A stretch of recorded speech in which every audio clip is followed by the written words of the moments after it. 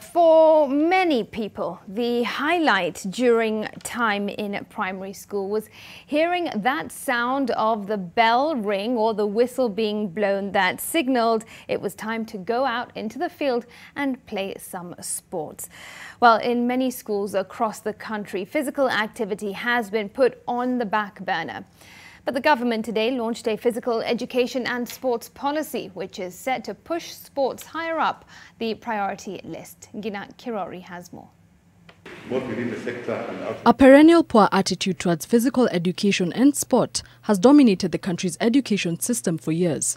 More emphasis on conventional career paths has left sectors such as sports vulnerable to being deprived of raw talent, especially during the primary stages. During my time, when it was time for PE and sports, there was a whistle, you changed your clothes and went into the field.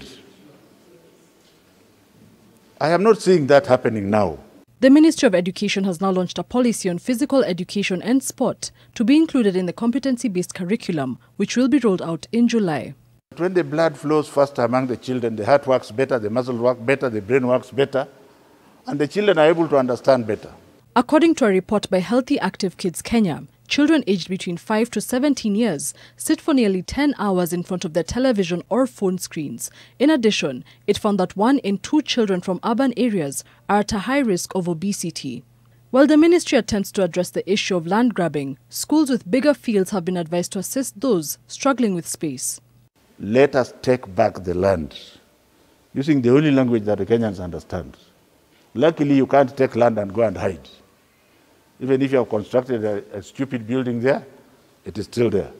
Magoha says policy will not be enough to shift the negative attitudes towards physical activity within the system, and that instead, implementation will be key. And as if keen to show his seriousness on implementing the subject, the CS freely gave his own experience. I wasn't feeling very well, and I was not sure I will come this morning. But having done a 10-kilometer run, I'm as fit as a fiddle. Gina Kirori, NTV.